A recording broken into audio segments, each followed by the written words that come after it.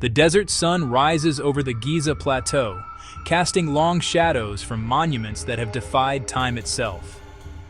Here, the Great Pyramid of Khufu pierces the sky, a mountain of limestone and granite that has stood for over 4.5 millennia, a testament to a civilization that reached for eternity. Yet, as the morning light washes over its weathered stones, a question as old as the structure itself echoes in the quiet air. How did they build this? How did human hands, with simple tools of copper, wood, quarry, move and lift millions of blocks, some weighing as much as an elephant, to create a form so perfect and enduring? This is the great mystery of ancient Egypt. This single question has sparked endless debate and wild speculation for centuries. But the answer is not found in fantasy. It is written in the sand, carved into the quarry walls, and buried with the very people who achieved this monumental feat. The Great Pyramid was not built by magic or visitors from the stars. It was built by Egyptians. The true story of the pyramids is a human story. For many years, we have been uncovering the evidence of the builders' lives, piece by piece, from the sands near Giza.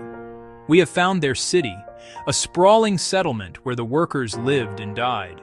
This place was not a miserable camp of forced labor. It was a highly organized urban center, complete with houses, bakeries that produced thousands of loaves of bread each day, and facilities for processing fish from the Nile. We have even discovered the skeletons of the workers themselves, which tell a powerful story of their lives. Their bones show the physical toll of their labor. We see healed fractures, signs of arthritis, and spinal stress from a life of moving heavy objects. But we also see something else. We see that their broken bones were set and healed, evidence of a sophisticated medical system that cared for the workforce. These were not disposable laborers. They were valuable assets to the state, skilled individuals whose health and well-being were essential to the completion of the project. This discovery fundamentally changed our understanding of the pyramid builders, transforming them from a faceless mass into real people with real lives. The organization required was breathtaking. The workers were divided into crews, with names like the Drunkards of Menkaure, the Friends of Khufu. These names, found scrawled as graffiti inside the pyramids, give us a glimpse into their team spirit and pride. Each crew had its own leaders and tasks.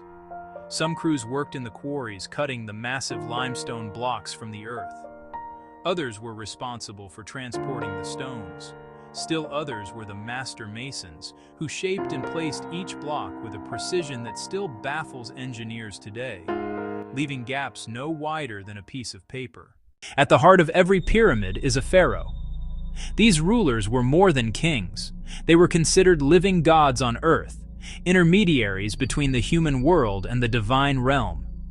Their power was absolute, their word was law, and their successful journey into the afterlife was believed to guarantee the stability and prosperity of Egypt itself. The pyramid, therefore, was the most important structure in the kingdom, the pharaoh's machine for resurrection, a protected vessel that would carry his spirit, or K, into eternity. The very name for a pyramid in ancient Egyptian, Mer, suggests a place of ascension. The Great Pyramid is forever linked to the pharaoh Khufu, who reigned around 2589 to 2566 BCE.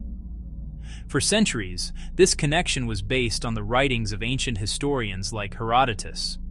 But the definitive proof was a small, almost hidden discovery.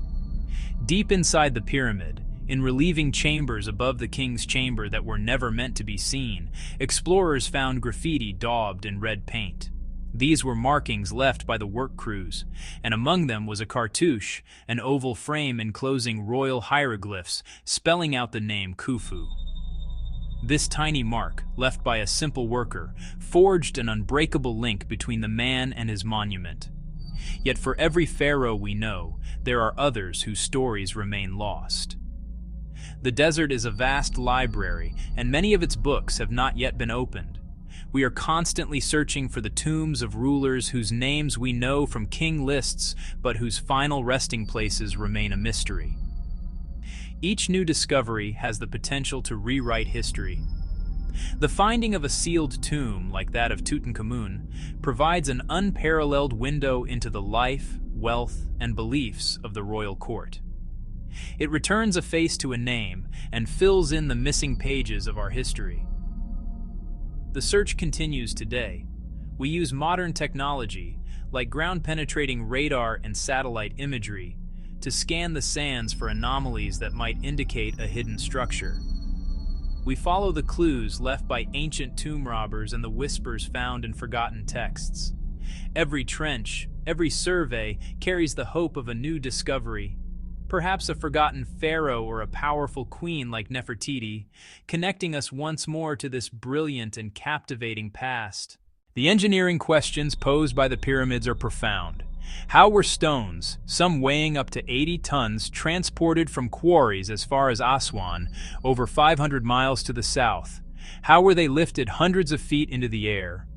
For a long time, the prevailing theory involved massive, long ramps of sand and mud brick, but such a ramp would need to be enormous, perhaps even larger than the pyramid itself, and there is little archaeological evidence for such a colossal structure. The answer, we now believe, was far more elegant and ingenious. A recent discovery at a quarry site at Hatnub has provided a crucial clue. Archaeologists found the remains of a very steep ramp, flanked by two sets of staircases dotted with post holes. This suggests a system where workers could use ropes and wooden posts to haul massive blocks up steep inclines, using a pulley-like arrangement for mechanical advantage. It shows a sophisticated understanding of physics and leverage. They may have used shorter, steeper ramps, possibly spiraling around the pyramid as it grew. Another compelling theory, supported by modern scanning, is the use of an internal ramp. As the outer casing rose, builders may have constructed a long, gently sloping corridor inside the structure, spiraling upward to haul blocks from within. In 2007, a French architect proposed this.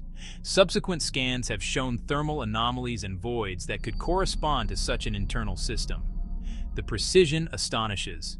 The base is almost perfectly level, with a variance of less than an inch. Sides aligned to the cardinal directions with incredible accuracy. They achieved this with simple tools, likely flooding the foundation to mark a true level line, aligning to true north by observing a star as it rose and set, and bisecting the angle. Observation, mathematics, and simple mechanics. Each discovery, from a chisel mark to a lost papyrus, adds a layer. The Diary of Merer, found in 2013, is the oldest papyrus known and a first-hand account from a man who helped build the Great Pyramid. He describes ferrying fine Tura limestone by boat and canal to Giza, with dates, cargoes, and destinations, a voice from the past. Modern tools like cosmic ray muon scanning revealed in 2017 a large unknown void above the Grand Gallery, perhaps structural, a chamber, or the famed internal ramp. The age of discovery is far from over. The sands still hold diaries, tombs, and mysteries within the monuments themselves.